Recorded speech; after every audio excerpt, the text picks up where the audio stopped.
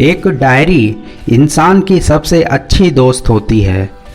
अपने जीवन के तमाम खट्टे मीठे अनुभवों को जब व्यक्ति डायरी में संजो कर रखता है तो यह उसके जीवन की सबसे अनमोल धरोहर बन जाती है।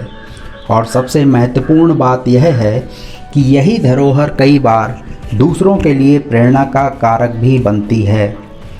इस सेगमेंट में, जिसका नाम है डायरी के पन्नों से, हम ऐसे ही प्रेरक तत्वों को लेकर आएंगे जिसका किसी न किसी व्यक्ति के जीवन से संबंध रहा हो।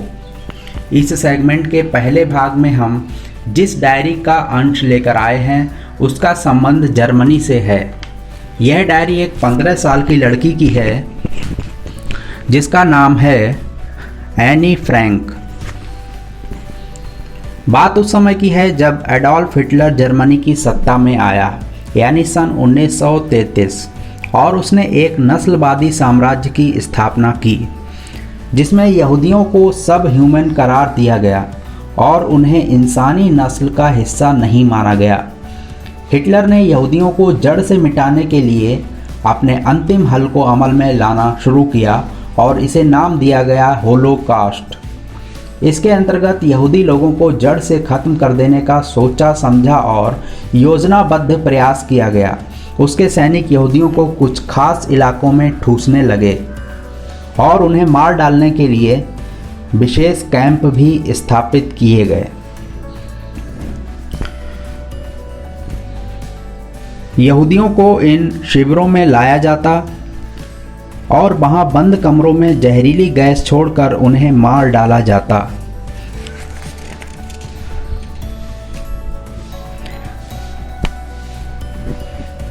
एनी फ्रैंक का परिवार यहूदी था, इसलिए उसके पिता ने अपने परिवार को बचाने के लिए जर्मनी छोड़ दी और वे लोग नीदरलैंड के एम्स्टर्डम पहुंचे। इस समय एनी की उम्र करीब 4 साल थी, लेकिन 1940 में वहाँ नाजियों का कब्जा शुरू हो गया। इसके साथ ही यहूदियों पर अत्याचार का सिलसिला यहाँ भी जारी रहा। एक बार फिर एन के पिता ने अपने परिवार को बचाने के लिए अपने दफ्तर की इमारत में शरण ली। करीब 2 साल तक वे उसमें रहे। इन्हीं 2 वर्षों में एनी फ्रैंक ने अपने अनुभवों को इस डायरी में लिखा। उसके बाद उनके साथ एक विश्वासघात हुआ और वे गिरफ्तार कर लिए गए। अन्य यहूदियों की तरह उन्हें भी यातना शिविरों में भेज दिया गया। इसी शिविर में टाइफाइड की वजह से एनी फ्रैंक की मृत्यु हो गई। तो प्रस्तुत है एनी फ्रैंक की diary, the diary of a young girl के हिंदी अनुवाद का अंश।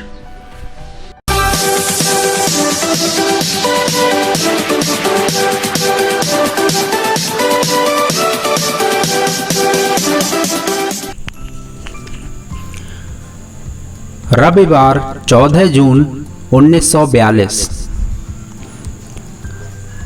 मैं उस पल से शुरुआत करना चाहूँगी जब तुम मुझे मिली थी। मैंने मेज़ पर रखे जन्मदिन के अन्य तोहफों के बीच तुम्हें देखा था। शुक्रवार 12 जून को सुबह 6 बजे मेरी नींद टूट गई थी।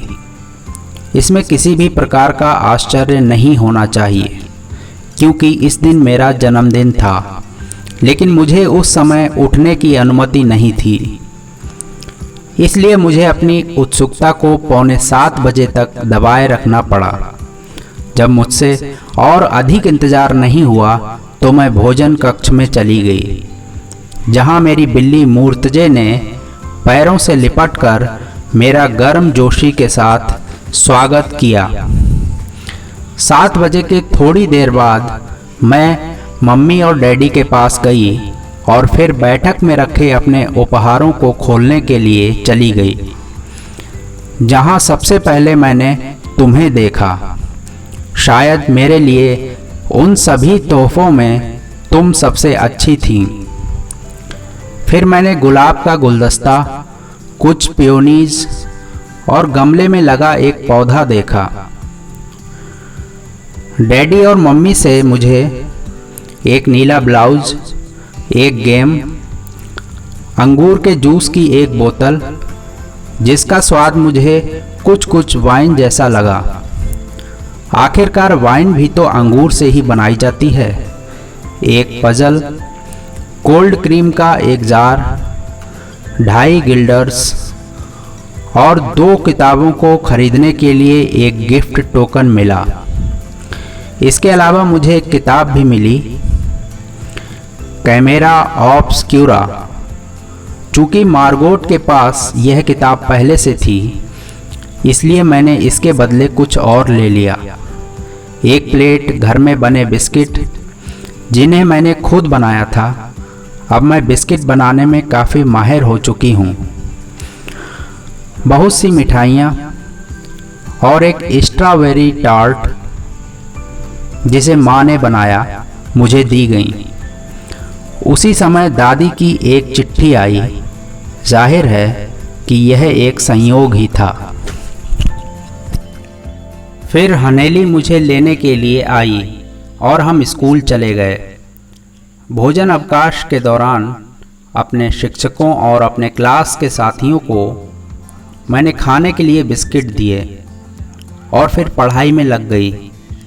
मैं 5 बजे तक घर नहीं पहुंच पाई, क्योंकि मैं अपनी कक्षा के बाकी बच्चों के साथ जिम चली गई थी। चूँकि मेरा जन्मदिन था, इसलिए मैं यह निर्णय ले सकती थी कि मेरे साथी कौन सा खेल खेलें, और मैंने वॉलीबॉल को चुना। उसके बाद वे सब मेरे चारों ओर गोल गोल घूमकर नाचे और गाना गाया, हैप्पी बर्थडे। जब मैं घर पहुंची, सन्ने लिदरमन वहां पहले से मौजूद थी।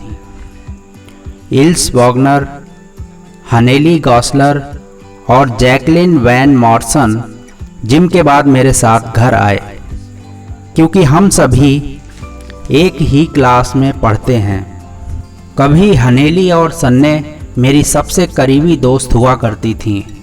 जो लोग हमें एक साथ जाते हुए देखते, वे कहते थे, देखो वो जा रही हैं एन, हन्ने और सन्ने। केवल जैकलिन वैन मॉर्सन से मेरी मुलाकात तब हुई जब मैंने यहूदी स्कूल जाना शुरू किया, और अब वह मेरी सबसे करीबी दोस्त है। इल्स हनेली की सबसे करीबी दोस्त है और सन्ने किसी दूसरे स्कूल जाती है जहां उसके अपने दोस्त हैं। उन्होंने मुझे एक खूबसूरत किताब दी, डच सागाज एंड लेजेंड, लेकिन गलती से मुझे दूसरा खंड दे दिया। इसलिए मैंने 2 अन्य पुस्तकों के बदले पहले खंड को ले लिया। हेलन आंटी मेरे लिए एक पजल लेकर आईं। प्यारी स्टेफनी आंटी ने एक जड़ाऊ पिन और लेनी आंटी ने मुझे एक बेहतरीन किताब दी, Daisy goes to the mountain. आज सुबह बाथ टब में लेटे हुए मैं सोच रही थी, कितना अच्छा होता अगर मेरे पास भी रिन टिन जैसा कुत्ता होता।